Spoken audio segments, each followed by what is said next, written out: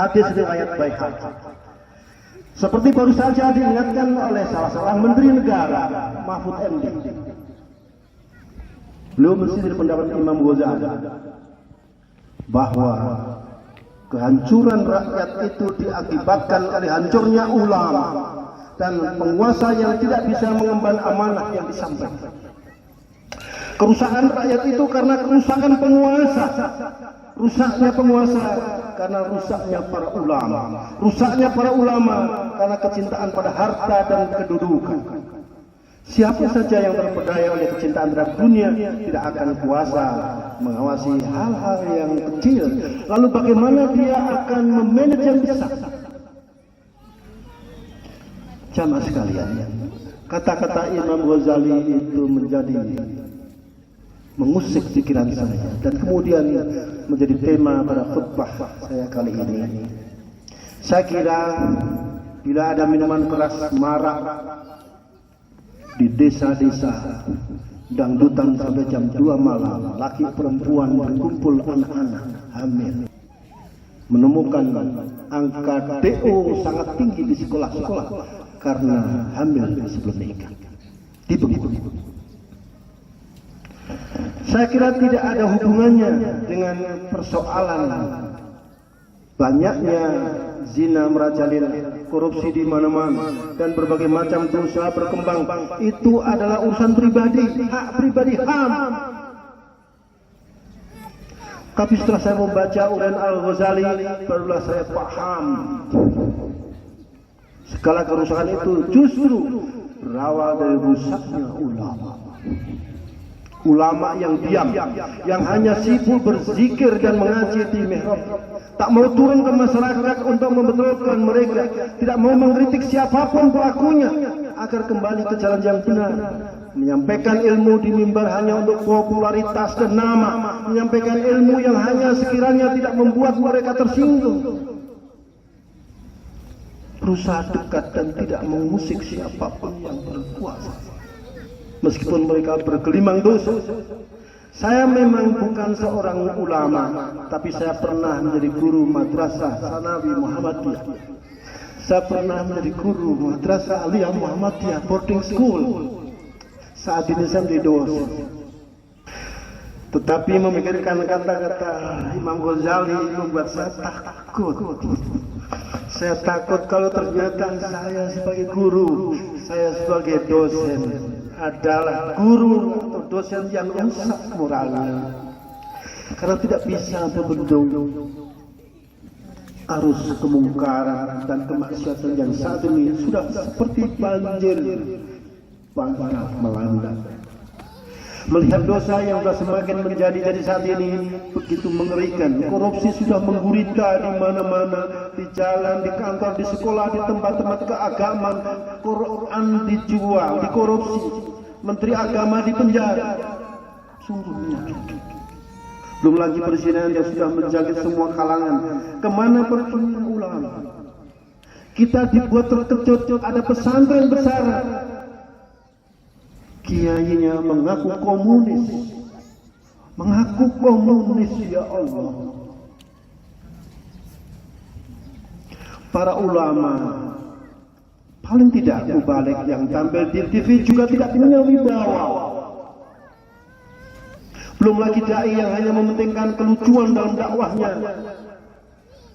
Kami rindu, sungguh kami rindu ulama sehebat Buya Hamka yang begitu gigih mengawal pemerintah agar berada on the right track, di jalan yang benar, sehingga harus menerima dinginnya tembok penjara.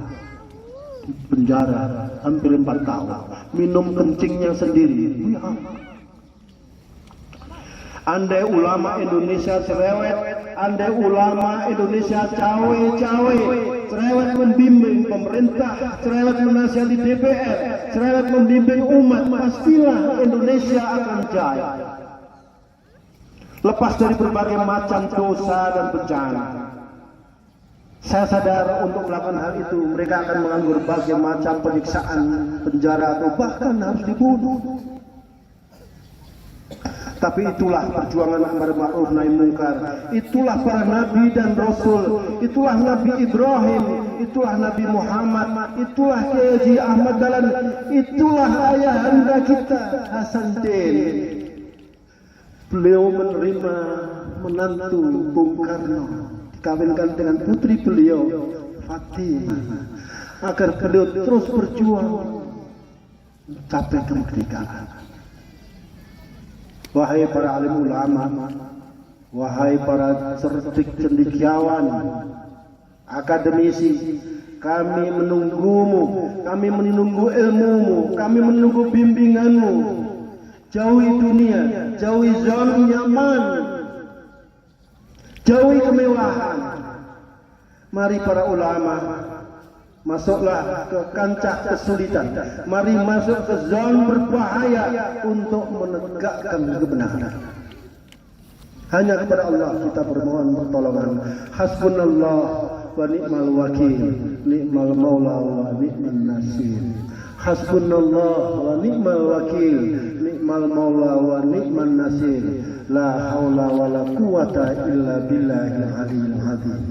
Cukuplah bagi kami Allah sebaik-baiknya pelindung dan sebaik-baiknya penolong kami. Tidak ada kekuatan kecuali darimu ya Allah.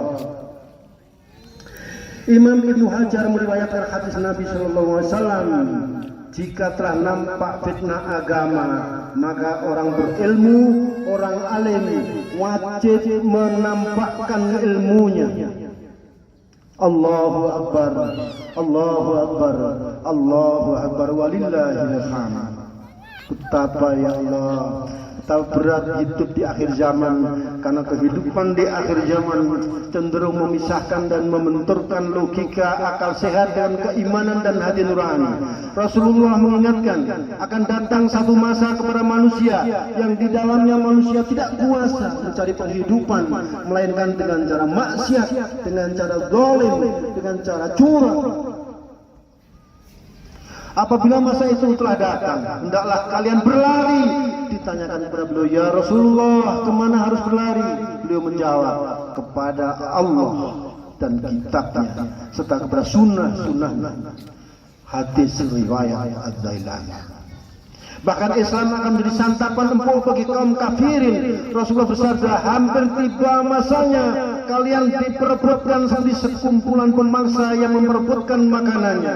Maka seorang bertanya, apakah karena kami sedikit jumlahnya ya Rasulullah? Tidak. Bahkan kalian banyak, namun kalau kalian seperti buih mengapung. Dan Allah telah mencabut rasa takut dari dada musuh-musuh kalian terhadap kalian. Dan Allah telah menanamkan dalam hati kalian penyakit al-wahn. Apakah al-wahn itu ya Rasulullah? Nabi menjawab, al-wahn itu adalah penyakit cinta dunia takut mati. Hadis riwayat Abu Dawud. Rasulullah bersabda, akan datang tahun-tahun penuh dengan kedustaan yang menimpa manusia. Pendusta dipercaya, orang yang jujur didustakan, amanat diberikan kepada pengkhianat, orang yang jujur dikhianati, dan ruwaibidah turut berbicara. Apakah ruwaibidah itu ya Rasul?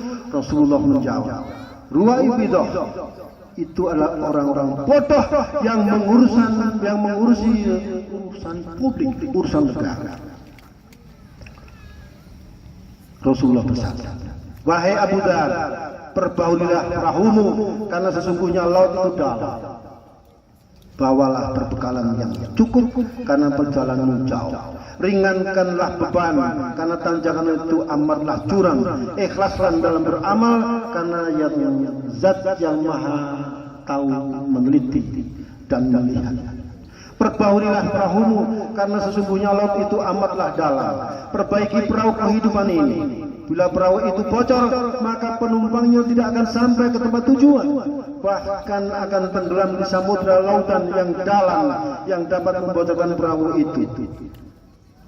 Perbuatan meninggalkan sholat, memuja atau menggantungkan diri kepada selain Allah, beramal hanya karena terpaksa, beramal karena malu, beramal karena takut, beramal karena ingin dipuji, atau hanya karena motif rendah, Itulah yang dimaksud beramal bukan karena Allah.